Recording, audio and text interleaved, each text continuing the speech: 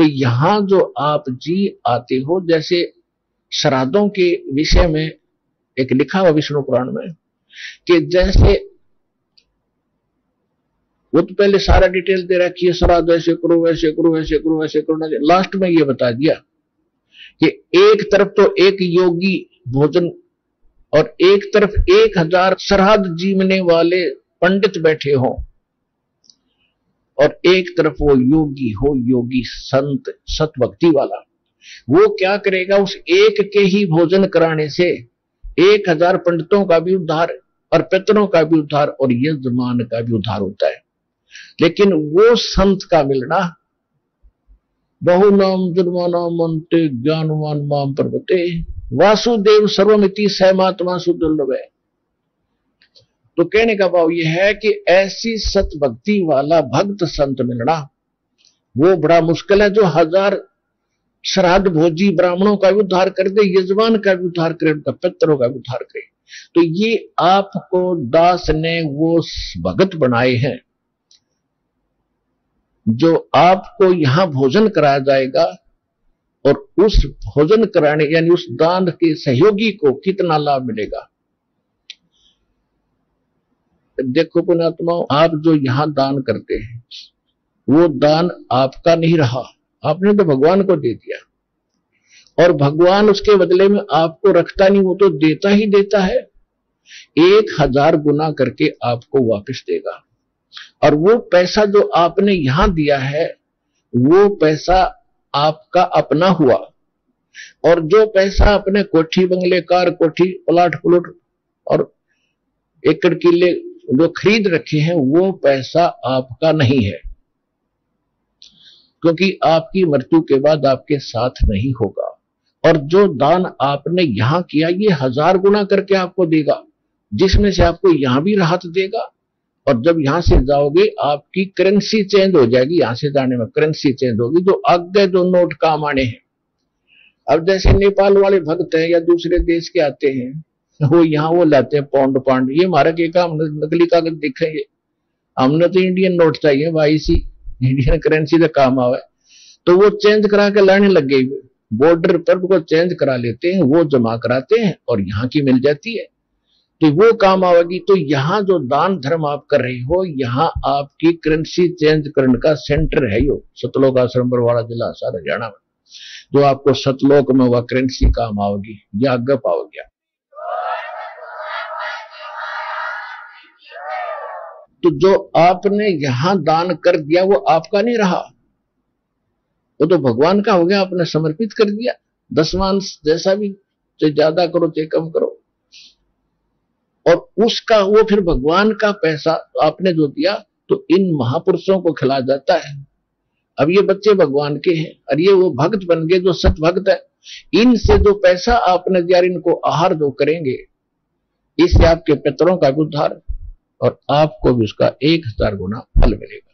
तो इस तरह आपकी 101 पीढ़ी पार होगी ईब कलयुग में, जब सच्चे दिल से लगे रहे और इस परमात्मा के मार्ग पर डटे रहे। तो अब जो प्रसंग चल रहा है इसको थोड़ा पूरा कर देते हैं।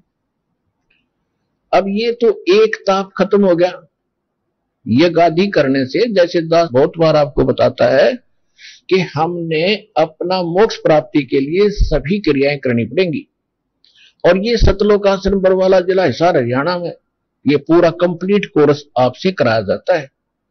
एक यज्ञ है धर्म की, दूसरी यज्ञ है ध्यान, और तीसरी यज्ञ हवन की, चौथी यज्ञ प्रणाम, और 5वीं यज्ञ है ज्ञान की।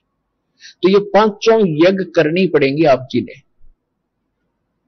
और ये यज्ञ कितना लाभ देती है, यज्ञों से मोक्ष नहीं और यज्ञों के बगैर भी मोक्ष नहीं होगा, क्योंकि हम बहुत ज्यादा कर्महीन हो गए। चौथे युग में आगे हम अपने इन पुण्यों को खत्म करते करते, तो कहने का भाव ये है कि जैसे कोई सीरियस रोगी होते हैं, डॉक्टर जाते ही ग्लूकोज लगाते हैं, ड्रिप लगाते हैं। वो ड्रिप रोग नाशक नहीं है, लेकिन बॉडी का नाश होने से रोकेगी, सहारा देगी, और उस रोग नाश के लिए अलग से इंजेक्शन और टेबलेट्स अलग से दी जाती हैं। तो ये 5 यज्ञ तक समझ लो ग्लूकोज आपका अत्य लगाना पड़ेगा, और फिर दूसरा जो है नाम, ये मंत्र साधना भक्ति, ये है वो असली कैप्सूल जो रोग काटने के, जन्म मरण के दोष को समाप्त करने के और आपके ऊपर जो पाप है उनका नाश करने के। तो ये कंप्लीट कोर्स है, वो यहां पर है। गरीबदास जी कहते हैं अरबों में कोई गर्क सुनो रहे थे मत रहा। तो ये यहां वो स्थान है जो आपको पूरा राहत मिलेगी। अब क्या हुआ, जैसे दुर्वासा जी ने श्राप दे दिया एक बार, किसको? श्री कृष्ण के पुत्र प्रद्युम्न को। द्वारका के बाहर दुर्वासा जी बैठे थे एक वन में, और यादव जो जितने भी थे श्री कृष्ण की महिमा, क्योंकि उन्होंने जरासिंह मार दिया और कहीं पर शिशुपाल का सिर काट दिया, ऐसे श्री कृष्ण जी की महिमा बहुत घनी हो रही थी।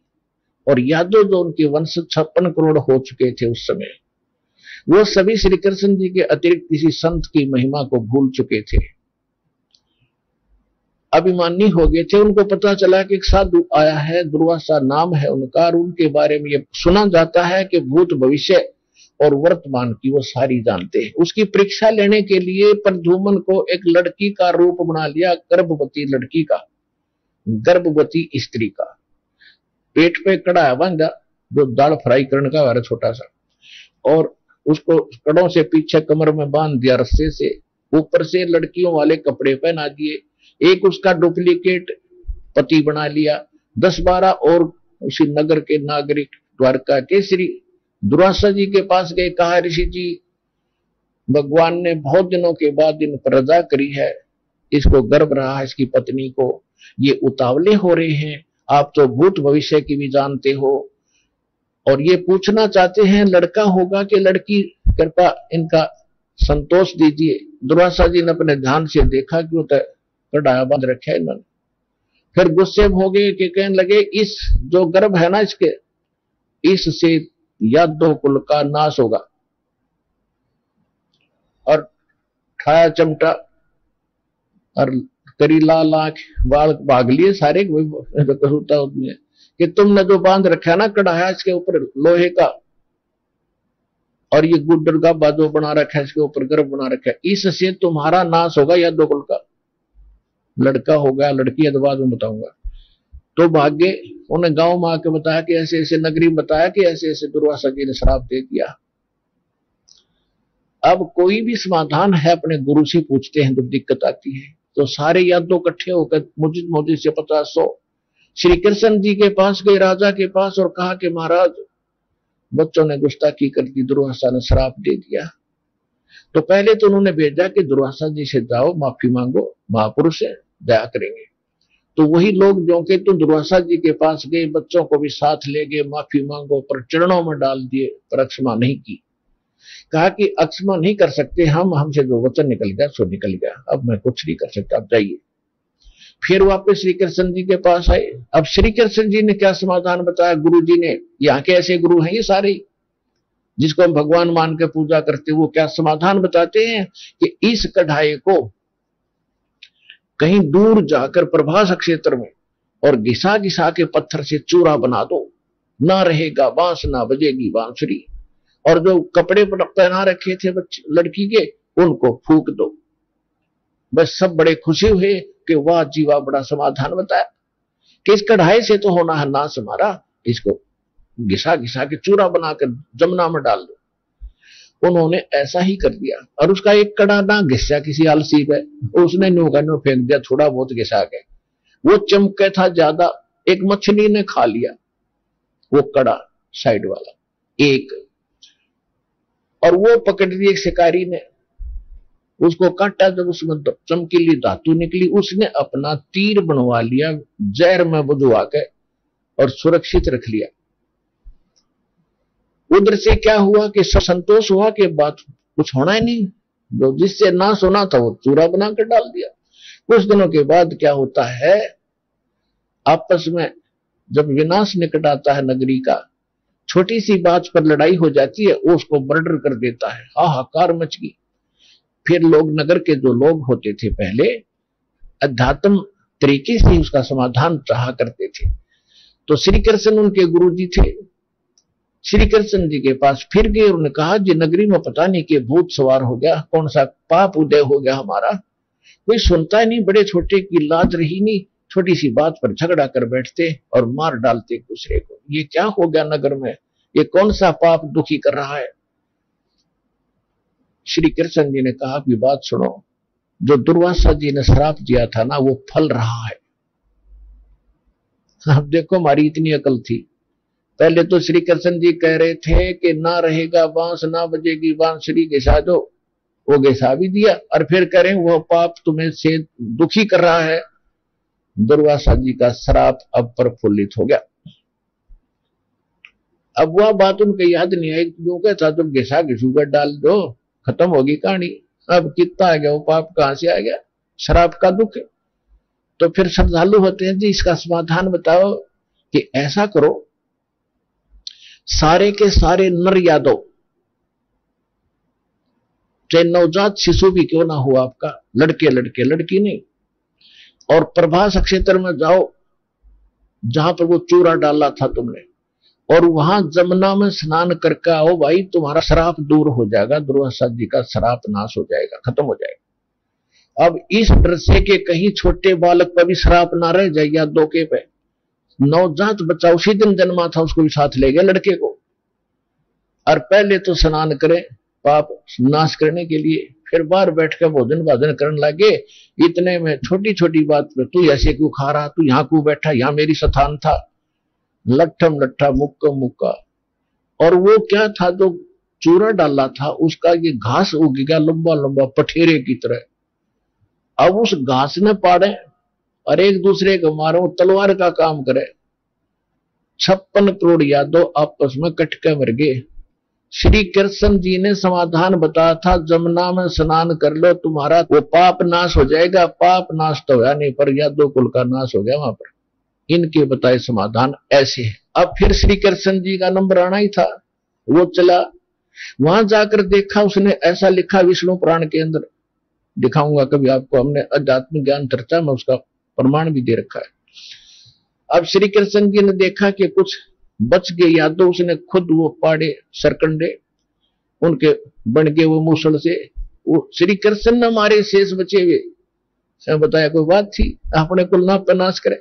तो श्री कृष्ण नहीं, उसमें काल आजा था और वो करे था सारा नाश, क्योंकि उसने तो ठेका ले रखा हमें मारने का और पैदा करने का। फिर श्री कृष्ण जी बच गए एकले, वो जा लेटे एक वृक्ष के नीचे, उनके पैर में पद्म था जो चमका करता था जैसे 100 वाट का बल्ब, और कहीं धूप में जग रहा हो या दिन के अंदर कोई वृक्ष के आसपास छाया में भी हो तो उसकी चमक होती है थोड़ी सी। तो श्री कृष्ण जी वृक्ष के नीचे लेटे हुए थे, पैर पे पैर रख के, तलवार सामने था, और वृक्ष की जो झुरमट थी, टहनियां काफी नीचे तक झुकी हुई थी ऐसे। और वो शिकारी जिसने वो कड़े का एक कड़ा जो घिसा नहीं था उसको निकाला था, उसका अपना तीर बनवा लिया था मछली से निकाल कर, विषाक्त जहर से बुझा हुआ, उसको लिए फिर रहा था। उसने 12-1 बज गया शाम के, दोपहर पे 2 बज गए, उसको कोई शिकार मिला नहीं, शिकार के लिए घूम रहा था। उसने देखा उन वृक्षों की झुरमटों के अंदर से एक नजर आया प्रकाश। उसने सोचा ये मृग है, हिरण की आंख चमक रही है। उसने सोचा ये भागना जार तो ठोक दे यहीं से, उसने वहीं से तीर ठोक दिया पत्तों के अंदर से, वो श्री कृष्ण जी के पैर पर लगा। और जब कृष्ण जी करने लगे मर गया रे मर गया रे, तब वो शिकारी ने सोचा कोई मानस मर गया भाई। इधर साइड से आकर देखा श्री कृष्ण द्वारकाधीश तड़प रहे, सर पे मुकुट था उनके।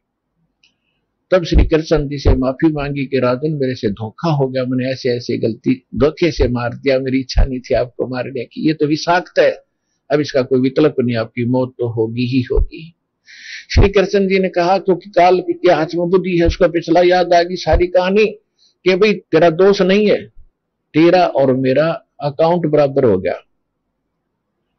अब ये बात उसके समझ में नहीं आ रही थी, किसके, उस शिकारी के, कि आपका आप राजा, मैं एक निर्धन व्यक्ति, आपका और मेरा क्या लेन देन था कि भाई त्रेता युग में तू सुग्रीव का भाई था बाली, और मैंने तुझे ऐसे ही मारा था एक वृक्ष की ओट लेकर धोखे से, और वो टिट फॉर टैट आज बराबर हो गया भाई, तेरा कोई दोष नहीं, तू जा। कहते बदला कहीं ना जात है ये तीन लोग के मां, और सतगुरु मेरे कबीर से तो सतलोक में जा। इन बदलों कबीर साहब काट सकते हैं।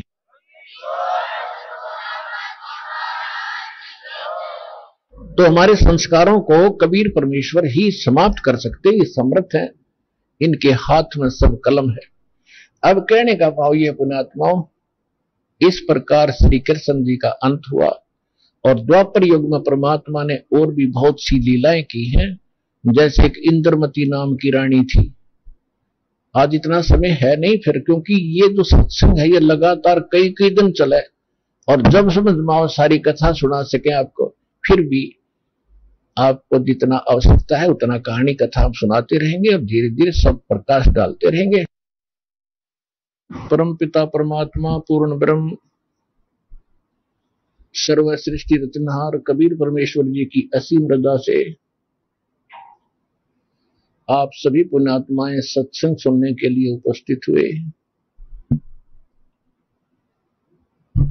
ये जो सत्संग एक बहुत ही महत्वपूर्ण दिवस के उपलक्ष्य में हो रहा है। ये महत्वपूर्ण दिवस वो है जिस दिन परमात्मा सतलोक से चलकर कलयुग में प्रकट हुए थे, और उन्होंने अपने निज धाम का यथार्थ ज्ञान प्राप्त कराया था। वो शुभ दिन है ज्येष्ठ सुदी पूर्णमासी, जो कि आज जिस उपलक्ष्य में आप सत्संग सुन रहे हैं, ये उसी शुभ दिन के उपलक्ष्य में यह सत्संग हो रहा है। आप जी को बहुत बार बताया है कि सत्संग सतगुरु ही किया करते हैं,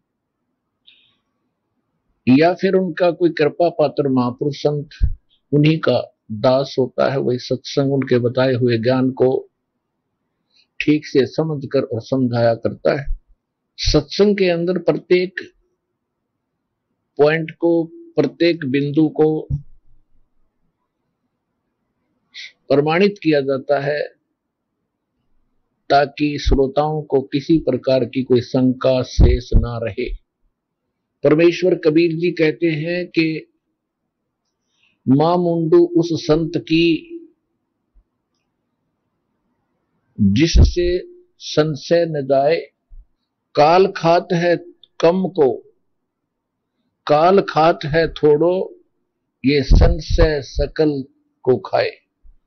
यानी जो शंका है दातम मार्ग की, इसने सबको डस रखा है, किसी को भी सत्य मार्ग प्राप्त नहीं हुआ।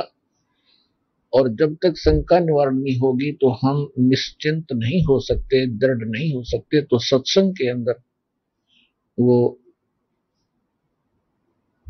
शंका पूर्ण रूप से निर्मूल की जाती है। आप जी सत्संग में सुन रहे हैं, जैसे आपको परमेश्वर के प्रकट होने की 3 युगों की कथा सुनाती है। सतयुग में परमात्मा सत्सुकृत नाम से प्रकट हुए। उस समय उनको विद्याधर नाम के एक ऋषि ब्राह्मण अपने घर ले गए। वो कमल के फूल पर परमात्मा आए थे। जैसे कलयुग में लीला की है, ऐसे ही वो प्रत्येक युग में लीला किया करते हैं। विद्याधर ऋषि ब्राह्मण निसंतान थे, उनका कोई संतान नहीं थी। उनकी पत्नी का नाम था दीपिका। वो परमात्मा को शिशु रूप में, जो परमात्मा प्रत्येक युग में लीला करते हैं, प्रकट होकर के आते हैं, सतलोक से आते हैं, सहस्रीर आते हैं, अपने उसी धर्मानुसार जो गुण है परमात्मा का, उस गुणानुसार प्रत्येक युग में कमल के फूल पर विराजमान होते हैं। कमल का फूल सरोवर में ही होता है, जिस कारण से परमात्मा नारायण नाम से प्रसिद्ध होते हैं।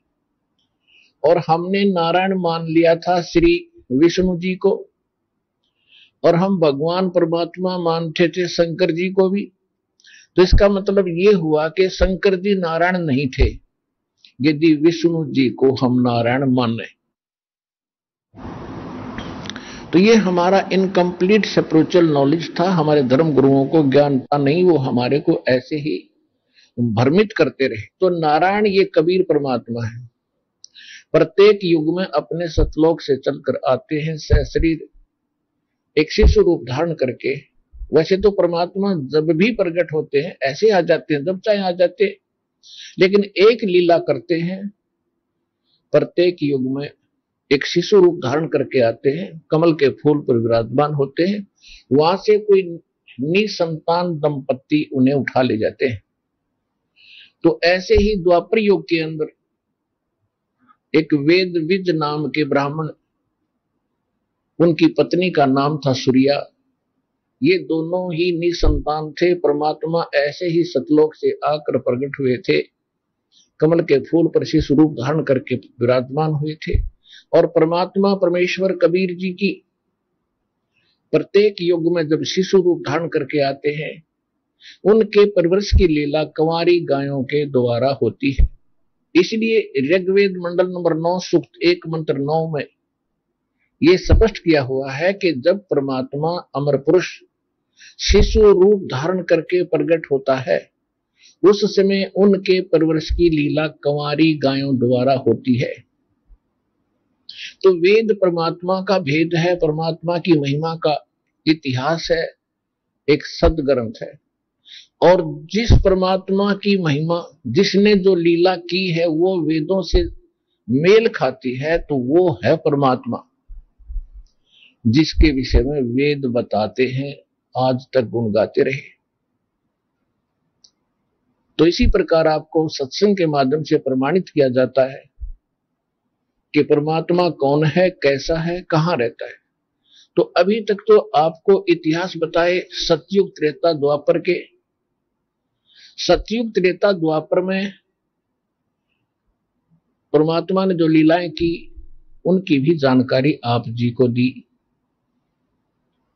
लेकिन उस समय के जो प्रत्यक्ष दृष्टा थे उनका अब आपके सामने कोई ऐसा इतिहास या कोई ऐसा प्रमाण नहीं है जिसके विषय में आपको यह प्रमाणित किया जाए कि उस समय उनसे मिले। उनका कोई अब कोई चिन्ह नहीं है, अब वो चिन्ह नहीं रहा। अब कलयुग के अंदर परमात्मा कैसे प्रकट हुए, और वो हमारे पास चिन्ह है। और कबीर परमात्मा है। कौन से कबीर? जो काशी के अंदर धानक रूप में, दुल्हे रूप में परमात्मा लीला किया करते थे।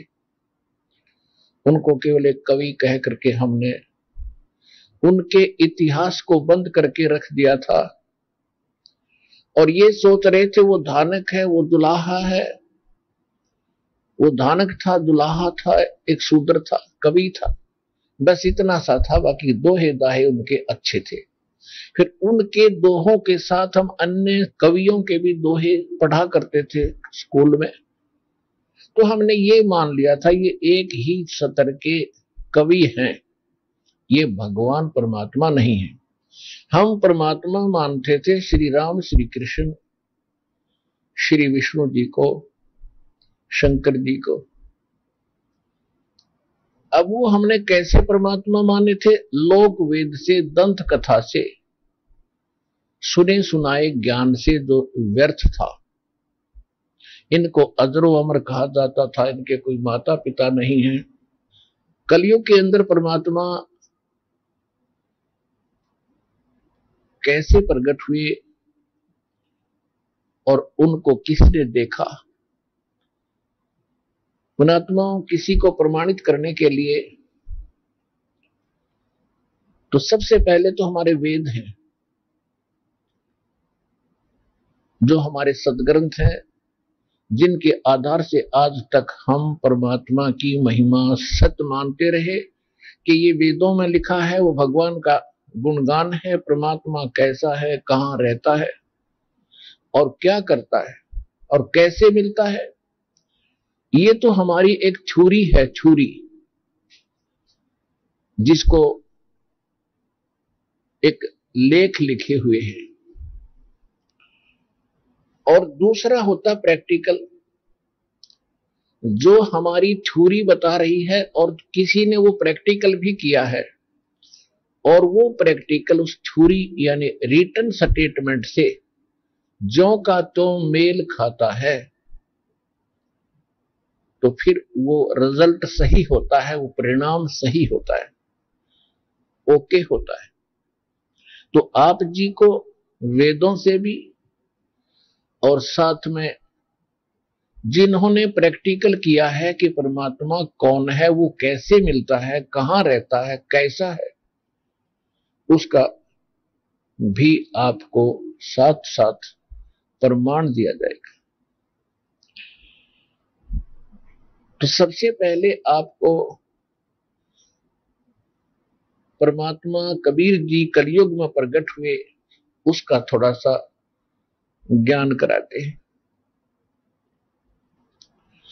जैसा कि आप जी को सत्संग में सुनाया गया है कि सुपत सुदर्शन नाम के एक वाल्मीकि थे, यानी वाल्मीकि जाति में उनका जन्म था, और परमेश्वर स्वयं भी सतलोक से आकर के एक वाल्मीकि दंपति द्वारा पाले गए थे द्वापर में।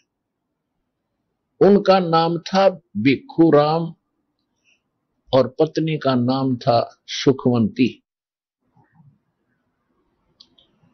वो निसंतान थे, परमात्मा को शिशु रूप में, बालक रूप में घर ले आए थे। कुंवारी गायों से उनकी परवरिश की लीला हुई थी। तो जो सुदर्शन जी ने परमात्मा को जाना था और उनको सचखंड सतलोक ले जाकर वापस छोड़ा था, तो परमेश्वर कहते हैं जो देखेगा मेरे धाम को, कबीर साहब कहते हैं कि जो मेरे उस लोक को देख लेगा जहां सब सुख है, जहां मैं रहता हूं, मेरे उस सिंहासन से परिचित हो जाएगा, मेरे निज धाम से, तो वो जानत है मुझ, वो मुझे समझ जाएगा कि कबीर इज गॉड। और गरीबदास तो से कहूं सुन गायत्री गुज, कबीर परमेश्वर जी ने अपनी प्यारी आत्मा आदरणीय गरीबदास साहिब जी से कहा था कि मैं तुझे एक गुप्त गायत्री बताता हूं, गुप्त रहस्य बताता हूं, गुप्त ज्ञान बताता हूं कि मुझे वही परमात्मा मानेगा जो मुझे सतलोक में देख लेगा। उस समय और अब वर्तमान समय के लिए परमात्मा ने आपको शिक्षित बनाया, ये प्रत्येक को वहां ले जाओ और फिर छोटा जब मानना, तो ये बात जची नहीं। तो इसलिए आप जी को शिक्षित किया है कि आप प्रमाणों को देखकर सत्य मानोगे और अपना कल्याण करा के सदा सुखी हो जाओगे। तो सुदर्शन जी को तो दृढ़ विश्वास हो गया था कि करुणा में केवल वाल्मीकि नहीं है, ये भगवान है, परमात्मा है। यही परमात्मा सतयुग त्रेता में ब्राह्मण कहलाए, ऋषि के घर प्रवेश हुई तो ऋषि मुनिंद्र और ऋषि सतसुकृत नाम से प्रसिद्ध हुए थे। द्वापर में वाल्मीकि नाम से प्रसिद्ध हुए थे, वाल्मीकि जाति में प्रकट होने के कारण, वहां प्रवेश होने के कारण। तो सुदर्शन जी को विश्वास दृढ़ हो गया था, लेकिन उसके माता पिता ने परमेश्वर कबीर जी को भगवान स्वीकार नहीं किया था। किसके माता पिता ने? सुदर्शन जी के माता पिता ने। और सुदर्शन जी के बार बार विनय करने के बाद भी वो दोनों नहीं मानी थी, कति नहीं माने कि नहीं भाई झूठ बोल रहे तू, तेरी बात में हम नहीं मानेंगे बेटा। राम और कृष्ण, यानी कृष्ण तो था ही उस समय, उनका बोलबाला हो रहा था, लेकिन श्री राम की तो वह खूब पुजारी थे। विष्णु और शंकर जी से ऊपर कोई भगवान नहीं है। और फिर उनकी मृत्यु होगी। मृत्यु के उपरांत परमात्मा ने कहा था कि सुदर्शन आप किस टेंशन में रहते हो, आपका भक्ति में भी मन कम है बेटा, आपको क्या चिंता खा रही है? क्या अपने माता पिता के दुख से दुखी है? आपने माता पिता की मृत्यु से दुखी है? तुम्हें उनकी याद आती है क्या? सुदर्शन जी ने कहा था कि हे परवरदिगार, आप अंतर्यामी हैं, दास को उनकी याद नहीं आ रही, वो तो वृद्ध इतने हो गए थे, उनका जाने का समय सही था। मुझे टेंशन ये खा रही है कि इतनी अच्छी आत्मा, कभी किसी की आत्मा दुखाई नहीं, अपना हैंड टू माउथ और करके खाया, कभी किसी को सपने में भी कष्ट उन्होंने नहीं दिया, और ऐसी अच्छी आत्मा और बगैर भक्ति के चली गई। परमात्मा, मुझे ये दुख, ये टेंशन खा रही है। अब उनकी के दुर्गति हो रही होगी ना, कोई पशु बनेंगे, कभी पक्षी बनेंगे, कभी किसी योनि में जाएंगे। मुझे इस बात का दुख है कि उन्हें एक नहीं मानी, कितना पहाड़ सा कष्ट सिर पर रख लिया। मेरी एक अर्जी है भगवान, अब तो वो माने नहीं, आप तो समर्थ हो, कभी भी किसी जन्म में परमात्मा उनको जरूर शरण में लेना। और आप तो ऐसे समर्थ हो, जब एक बार शरण में ले लेते हो, दाता पार करके ही छोड़ते हो। मैं बहुत समझाया करता अपने माता पिता को, एक बार आप दीक्षा ले लो, लेकिन वो माने नहीं। परमेश्वर ने सोचा कि कलयुग में, इस द्वापर युग में एक भगत ठीक से सुलझा है, और अब ये माता पिता की टेंशन लिए बैठा है, बेशक ऊपरले मन से ये कुछ भी कह रहा है, लेकिन अंदर में इसका ये दोष भरा हुआ है, और माँ की और पिता की ये टेंशन, ये चिंता इसको बनी रही अंत समय में, तो मृत्यु के उपरांत ये वही जन्म लेगा जहां वो जन्मे। एक विधान है परमात्मा का, जहां आशा ता बासा हुई, और मन कर्म वचन सुमरियो सोई। तब परमेश्वर ने कहा कि बेटा, यह टेंशन छोड़ दे, मैं वायदा करता हूं तेरे माता पिता को शरण में भी लूंगा और इनको मुक्त भी करूंगा, लेकिन ये नहीं कहूंगा कि वो जल्दी ही मुक्ति प्राप्त करेंगे, क्योंकि उन्होंने तो भक्ति बीज बोया ही नहीं। भक्ति बीज बोया जाएगा, फिर सींचा जाएगा, तब वो चलेगा। इसमें बहुत से जन्म लग जाते हैं। तो सुदर्शन इस प्रॉमिस से, परमात्मा के इस वचन से संतुष्ट हुआ कि मालिक परमात्मा जो प्रॉमिस करते हैं, जो वायदा करते हैं, वो कभी कच्चा नहीं करते, ये भगवान है। और उस दिन के बाद वो निश्चिंत हुए, अपना परमात्मा की भक्ति करके मोक्ष प्राप्ति की। अब जो सुदर्शन जी के माता पिता थे, वही आत्माएं बनारस शहर में, काशी शहर के अंदर ब्राह्मण के घर जन्म था। गौरी शंकर नाम उस पुरुष का था, और सरस्वती नाम उस स्त्री का था, जो सुदर्शन जी के माता पिता वाली आत्माएं ही वो ऐसे जन्मी थी। दोनों का विवाह हुआ। गौरी शंकर जो था, बहुत ही भगवान शंकर के पुजारी थे और निष्पक्ष ब्राह्मण थे, किसी को मिसगाइड नहीं करते थे, भगवान शंकर के कट्टर पुजारी थे। और भगवान शंकर की कथा यानी शिव पुराण की कथा सुनाकर अपना जीवन निर्वाह कर रहे थे। जो भी उनको दक्षिणा मिलती थी, उसी दक्षिणा से अपना निर्वाह चलाते थे कथा करके, लेकिन किसी को भ्रमित नहीं करते थे, ना कोई पंडिताई करते थे कि तेरे श्राद्ध निकाल दूंगा, तेरे ऐसे कर दूंगा, ऐसा नहीं करते थे। और जो दक्षिणा आती थी, दक्षिणा, उस दक्षिणा से ही वो अपना निर्वाह चलाते थे, उसी में से फिर दान धर्म भी करते थे, संग्रह संचय नहीं करते थे। ऐसी शुद्ध आत्माएं थी। उसमें बनारस के अंदर मुसलमानों का बोलबाला था।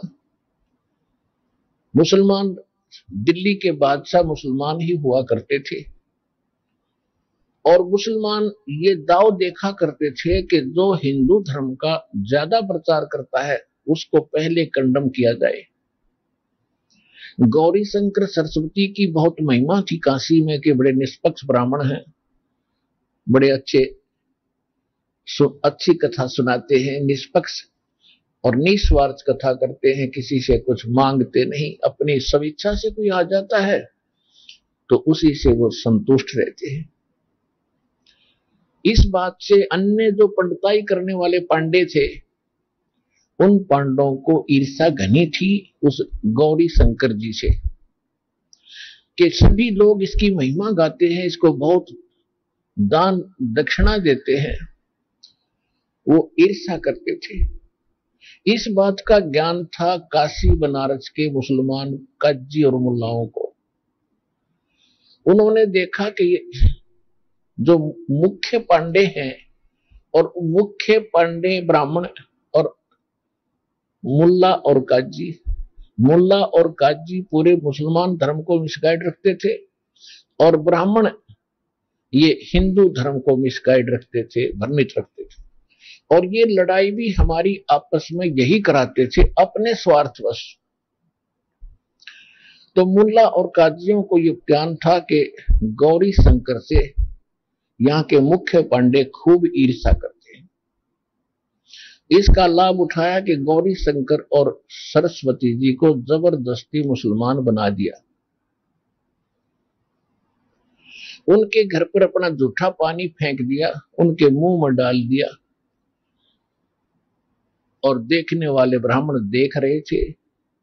उन पांडवों ने जब पता चला कि मुसलमान बना दिया गया है, गौरी शंकर और सरस्वती ब्राह्मण को मुसलमान बन गया, उसका दीन भ्रष्ट हो गया, ऐसा वो कहने लगे। और उन्होंने पूरे हिंदू समाज में ये फैला दिया कि गौरी शंकर मुसलमान बन गया है, उसका गंगा में स्नान बंद कर दिया, उसके साथ कोई नाता ब्राह्मण नहीं रखेगा, उसको जाति से निकाल दिया, धर्म से निष्कासित कर दिया। अब सबसे बड़ी समस्या आई गौरी शंकर के सामने, निर्वाह की जो दक्षिणा आती थी वो बंद होगी। तो उसने एक दो दिन देखा, फिर क्या सोचा कि कोई ऐसा काम शुरू करूं जिससे कोई पैसा ना लगो, पैसा है नहीं।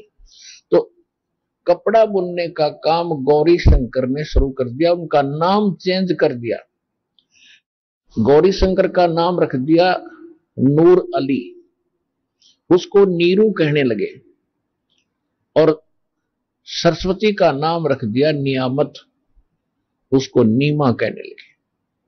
नीरू और नीमा नाम से वो मुसलमान जुलाहा प्रसिद्ध हो गए, क्योंकि उन्होंने कपड़ा बुनने का काम शुरू कर दिया। ये बहुत ही साधारण से खर्चे में शुरू हो जाता था। 5-4 लकड़ी के डंडे गाड़ने होते थे, उनमें धागा लपेटा और शुरू कर देते थे। ये कार्य करते करते काफी समय व्यतीत हो गया, उनका कोई संतान नहीं थी।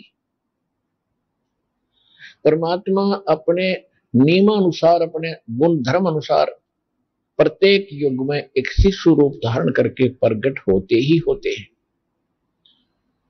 अब नीरू नीमा के सामने स्नान करने की भी समस्या आई, क्योंकि गंगा घाट पर जहां ब्राह्मण स्नान करा करते थे, गंगा में स्नान करना मुसलमानों को उस स्थान पर अलाउड नहीं था। तो गौरी शंकर सरस्वती जी ने देखा कि एक सरोवर है, तालाब है, जो गंगा दरिया की लहरों से उछल उछल कर, जैसे वर्षा के दिनों में ज्यादा वर्षा होने से सभी दरियाएं ओवरफ्लो होकर चलती हैं और गौ घाटों के ऊपर से वो लहरों के द्वारा उछल उछल कर वर्षा एक सरोवर को भर देती थी, जिसका नाम था लहर तारा। तारा उस स्थान का क्षेत्र था, लहरों के द्वारा पानी से भर जाने के कारण उसको लहर तारा नाम से जाना जाने लगा।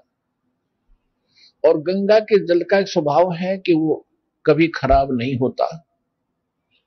उस सरोवर में जो लहरों के द्वारा उछल कर आया था, वो निर्मल जल अगले वर्षा तक ज्यों का त्यों भरा रहता था, थोड़ा बहुत कम होता था। आसपास उसके बहुत सुंदर शांत वातावरण होता था, बड़े बड़े वृक्ष होते थे, घने छायादार वृक्ष होते थे। तो नीरू नीमा ने वो स्थान सेलेक्ट किया सुबह सुबह स्नान करने के लिए, जो नीरू नीमा की झोपड़ी से लगभग 4 किलोमीटर दूर था, यानी नगरी से ही बाहर था। तो प्रतिदिन वो वहां स्नान करके आते रहे, दोनों जने जाते थे। वो भले ही मुसलमान बन गए थे, लेकिन शंकर भगवान उनके हृदय से आज भी उतरा नहीं था। उधर से स्वामी रामानंद एक ब्राह्मण पंडित, वो द्राविड़ देश से चलकर काशी शहर में इसलिए आए कि ये काशी जो नगरी है ये भगवान शिव की मानी जाती है, और भगवान शिव की नगरी में अन्य पाखंडी ब्राह्मणों ने अपनी बकवादें शुरू कर रखी हैं, सच्चाई को उन्होंने भुला दिया है। इसलिए उन्होंने स्वामी रामानंद जी ने अपना प्रचारक क्षेत्र काशी में स्थापित किया, जिस कारण से उन्होंने 1400 ऋषि से बना रखे थे ब्राह्मण। स्वामी रामानंद जी ब्राह्मण थे, पंडित थे, और उस समय छुआछूत चरम सीमा पर थी, और केवल ब्राह्मणों को दीक्षा देते थे, अन्य को वो दीक्षा नहीं देते थे। वैसे कोई जंतर मंत्र पूछने आता, कोई दुख संकट के लिए अर्जी लगाता, वो किसी जाति के आ जाते थे, दूर बैठा दिया जाता था। 20 फुट की दूरी पर उनका स्थान अलग से था, और उनको जो बताना होता बता देते, जैसा उनको लाभ हानि होती वो हो जाती। 1400 ऋषि ब्राह्मण वक्ता बना रखे थे, प्रचारक बना रखे थे, और 52 द्वारे लगाया करता था, 52 दरबार बना रखे थे उन्होंने, जहां पर वो रह कर श्रवण जाया करते थे स्वामी रामानंद जी, और स्वयं भी वहां सत्संग करके आते रहते थे। उन 1400 ब्राह्मणों में से एक ऋषि का नाम था अष्टानंद। अष्टानंद जी भी प्रतिदिन उसी सरोवर लहरतारा तालाब के ऊपर स्नान करने के लिए जाया करता था, और कुछ देर तक स्नान करने के बाद वहां के शांत वातावरण में सुबह सुबह प्राकृतिक सौंदर्य का नजारा भी लेता था, और साथ में अपने गुरु स्वामी रामानंद जी द्वारा बताई गई भक्ति, वो साधना भी वहां किया करता था। और उसी सरोवर पर ये नीरू और डीमा दोनों स्नान करने के लिए जाया करते थे। वैसे तो ये ब्राह्मण बहुत छुआछूत किया करते थे, लेकिन परमात्मा की ऐसी रजा थी कि अष्टानंद स्नान करके नहा धो के अपना वक्त से साधना करके आ जाता था। उसके बाद नीरू नीमा स्वाभाविक जाया करते थे। इनका कुछ ऐसा समय सेट हो रहा था कुदरती, नहीं तो ये ब्राह्मण लोग उस समय इतने हवा में उड़ रहे थे, यदि उस सरोवर में मुसलमानों भी धानक स्नान कर लेते वो उसमें छुए भी कोई नहीं, पैर भी ना रखे, ऐसी भी स्थिति इनके मन में गलत थी। पर परमात्मा ने अपना वो एविडेंस यानी विटनेस बनाना था अष्टानंद जी को, ऐसी सेटिंग रखी। अब ज्येष्ठ सुदी पूर्णमासी विक्रमी संवत 1455 और सन 1398 जेठ उतरते की पूर्णमासी, और सुबह ब्रह्म मुहूर्त में, ब्रह्म मुहूर्त होता है सूर्य उदय होने से लगभग 1.5 घंटा पहले का जो समय है उसको ब्रह्म मुहूर्त कहा जाता है। तो ब्रह्म मुहूर्त के अंदर नीरू नीमा प्रतिदिन स्नान करने के लिए जाया करते थे। तो परमात्मा उसी समय में एक शिशु रूप धारण करके ऊपर से सतलोक से नीचे आए। अष्टानंद जी साधना करने की कोशिश कर ही रहा था, कभी आंखें बंद कर रहा था, कभी खोल रहा था। इतने में क्या देखा कि आकाश मार्ग से एक तेज पुंज का गोला सा, प्रकाश का गोला आ रहा है, जैसे तारे टूटा करें। आप देखते हो तारे टूटते हैं तो, लेकिन तारे टूटने का प्रकाश बहुत छोटा होता है, वो प्रकाश बहुत ज्यादा था। तो अष्टानंद जी ने सामने देखा, वो बहुत गति से प्रकाश नीचे को आ रहा था। अष्टानंद जी की जो चरम दृष्टि थी, आंखें सहन नहीं कर सकी, ऐसे देखते आंखें बंद हो गई, क्योंकि वो प्रकाश बहुत ज्यादा रोशनी थी, ज्यादा तेज था। आंखें जब बंद हुई तो उसने क्या देखा कि ये कोई शिशु है। जैसे हम सूर्य की ओर देखते हैं और हमारी आंखें जो है उसको सहन नहीं कर सकती सूर्य के प्रकाश को, हम या तो दूसरी साइड में कर लेते हैं या आंखें बंद करते हैं। तो हम क्या देखते हैं कि सूर्य का आकार प्रकाश रहित दिखाई देता है, एक गोला सा। इसी प्रकार अष्टानंद जी को जब उसने आंखें बंद की तो बालक शिशु रूप दिखा, बगैर प्रकाश का, प्रकाश रहित रूप, आकार बालक का। और जो ही जब उसने दोबारा आंखें खोली तो वो प्रकाश लहर तारा तालाब के अंदर एक कोने में सिमट गया था। ब्रह्म मुहूर्त के अंदर कुछ अंधेरा बहुत होता है। अब अष्टानंद असमंजस में पड़ गया, आश्चर्यचकित हुआ कि ये क्या हुआ भाई। अब उसने सोचा कि ये हो सकता है मेरी कोई आध्यात्मिक जो साधना है इसका कोई प्रतिफल हो। तो इसकी जानकारी प्राप्त करने के लिए अष्टानंद जी उठ कर चल पड़े और अपने पूज्य गुरुदेव जी रामानंद जी के पास इसका समाधान जानने के लिए चल पड़े। अब गुरु जी के पास जाकर उसने पूछा कि हे गुरुदेव, आज आपके बालक ने एक ऐसा आश्चर्य देखा, आकाश से एक प्रकाश पुंज आ रहा था, प्रकाश का गोला घनी स्पीड से आया था और उसको जब मैंने देखा मेरी आंखें सहन नहीं कर सकी उस रोशनी को, आंखें मेरी बंद हो गई। आंखें बंद होने पर स्वामी जी, हे पूज्य गुरुदेव, मैंने एक शिशु को देखा, जैसे सूर्य की तरफ देखकर आंखें बंद करते हैं, प्रकाश रहित आकार दिखाई देता सूर्य का, ऐसे मैंने एक बालक देखा। ये मेरी कोई भक्ति की उपलब्धि है या कोई मेरी भ्रम है, मेरा ये निवारण करो शंका। तो स्वामी जी को जैसा ज्ञान था वो यही मानते आए हैं कि भाई इनके भगवान तो मां से ही जन्म लेते आए, रामचंद्र जी, श्री कृष्ण जी, और भी जितने कपिला जी जितने 9 भगवान मानते हैं, 25 मानते हैं, सारे मां से ही जन्म लेते रहे। तो स्वामी जी ने कहा कि ऊपर के लोकों से कोई महापुरुष, कोई अवतार गण आते हैं तो उनकी ऐसे ही लक्षण होते हैं। अब वो इस काशी शहर में किसी मां के गर्भ में जन्म लेंगे बेटा, और बालक रूप में जन्म लेकर के वो अपना जो भी उनका उद्देश्य लेकर आते वो पूरा करेंगे। ये ऐसे लक्षण उस समय होते हैं जब ऊपर से कोई अवतार गण आते। अब अष्टानंद जी संतुष्ट हुए, गुरु जी जो समाधान कर देते वो फाइनल होता है। उधर से नीरू नीमा 62 वर्ष के हो चुके थे, उनको कोई संतान नहीं थी, भले ही मुसलमान बन गए थे पर भगवान शंकर से उनकी आस्था हटी नहीं थी। अब एक और समस्या होती है हमारे सामने कि जैसे भगत और जगत के अंदर जो आपस में मतभेद रहा है, इसी बात पे रहा है कि जो अध्यात्म मार्ग के जो विचार होते हैं वो जगत से विपरीत होते हैं। और जगत ये कहता है कि जिसके संतान नहीं हो तो मनहूस व्यक्ति है, और यहां तक मानते थे इन हमारे नकली गुरुओं के भ्रमित किए हुए कि सुबह सुबह निसंतान व्यक्ति के तो दर्शन भी नहीं होने चाहिए, सारा दिन व्यर्थ जाता है।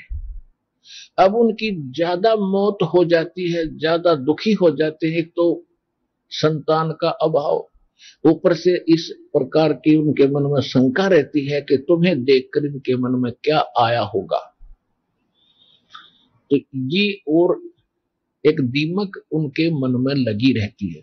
और यदि वो सत्संग सुने परमात्मा का, यानी उनको सतगुरु मिले तो इच्छा मेटे पद मिल पदे समाना, और चल हंसा उस लोक पठाऊं जो आद अमर अस्थाना। सतगुरु ना मिलने से इस प्रकार की बकवादें मन में समाज में चला करती हैं, और सतगुरु संत आते हैं, परमात्मा के यथार्थ विधान से परिचित होते हैं, फिर इन समस्याओं का समाधान सहज में हो जाता है। अब अध्यात्म यानी सूक्ष्म वेद के आधार से जिनको संतान नहीं है वो 1 नंबर की पुण्यात्मा है, घड़ी नेक आत्माएं। लेकिन समाज के अंदर 99.99% लोग ऐसी धारणा के हैं, वैसे 100% हैं कि जिनका संतान नहीं उनकी कोई जीवन नहीं। अब ये ऐसा क्यों है कि वो बहुत अच्छी पुण्यात्मा है? पुण्यात्मा तो सभी हैं। सामाजिक दृष्टिकोण से यदि आपको संतान प्राप्त है तो बहुत अच्छी बात है, बुरे नहीं हो। कौन बुरे नहीं है? जो भक्ति कर रहे हैं, परमात्मा की खोज कर रहे हैं, वो भी बहुत पुण्यात्मा है। और जो मनुष्य जीवन पा करके सब कुछ है उनके पास और भक्ति नहीं कर रहे, तो वो तो बिल्कुल कर्महीन प्राणी है। अब दास ने क्यों कहा कि जिनके संतान नहीं है वो बहुत अच्छी आत्मा है? ये अध्यात्म मार्ग है। इसमें हमारा यहाँ पर जो संस्कार है, ये संस्कार हमारा एक दूसरे का ऋण है हमारे ऊपर।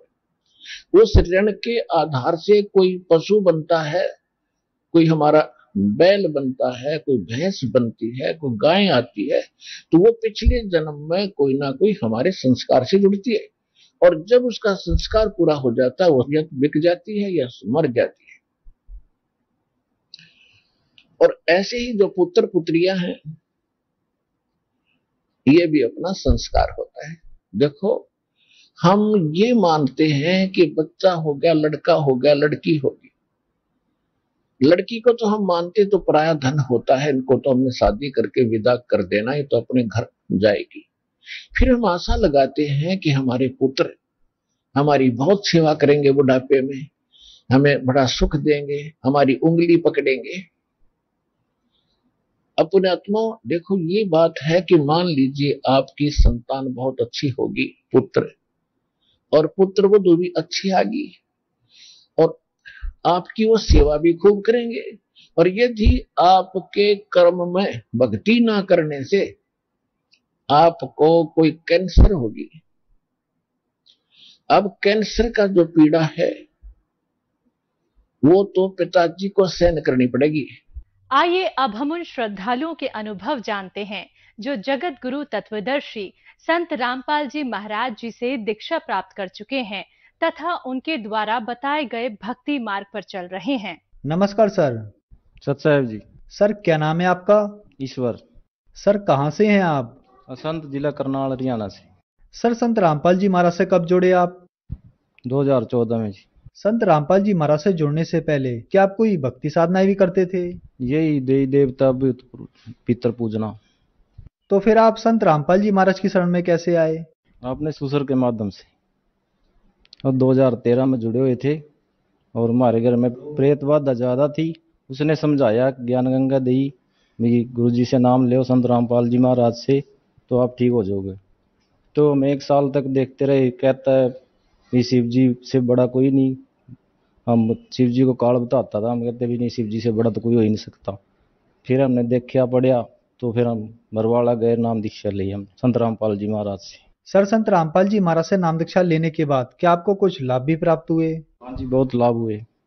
हमारे घर में प्रेत बाधा बहुत ज्यादा थी, मेरी घरवाली को प्रेत बाधा बहुत ज्यादा थी। जैसे बेड पे से एकदम गिर जाना, कूद जाना, चूड़ी डाल रखी है चूड़ी टूट जाती, बाजू में लग जाना, जैसे कहीं पर चढ़ी है ऊपर से पटक देता था। प्रेत बाधा रात को दिखता जो चीज वही दिन में हो जाता था। प्रेत बाधा बहुत मेरे को बहुत ज्यादा थी। मेरे यहाँ दर्द रहता था, छाती में पेट में दर्द बहुत ज्यादा रहता था। परमात्मा का नाम लेने से बिल्कुल ठीक हो गया।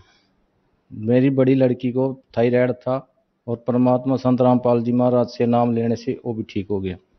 और एक बार मैं मोटरसाइकिल लेके सीख रहा था, मेरे को चलानी नहीं आती सर जी।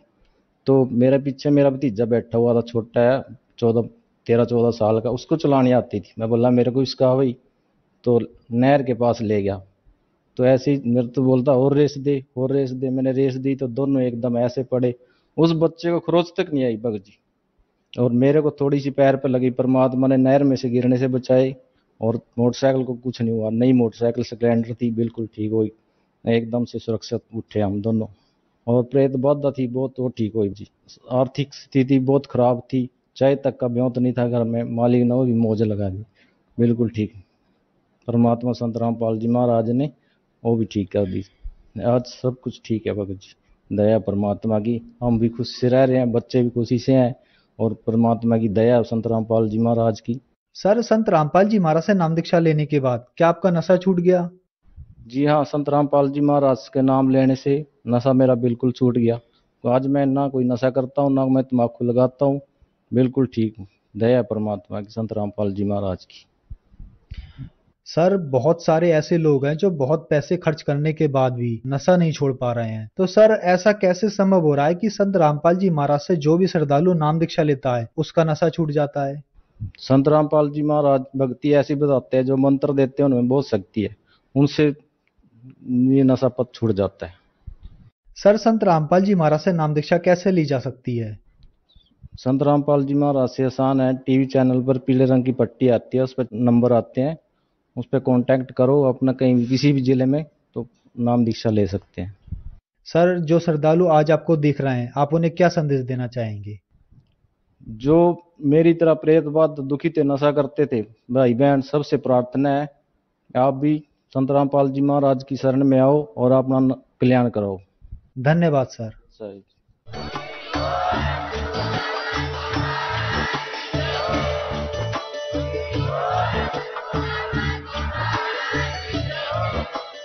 आप सुन रहे थे जगत गुरु तत्वदर्शी संत रामपाल जी महाराज जी के मंगल प्रवचन। अधिक जानकारी के लिए विजिट कीजिए हमारी वेबसाइट www.jagatgururampalji.org। संत रामपाल जी महाराज जी के शुभ आशीर्वाद से पूरे विश्व भर में 500 से भी ज्यादा नाम दीक्षा केंद्र हैं, जिन पर संत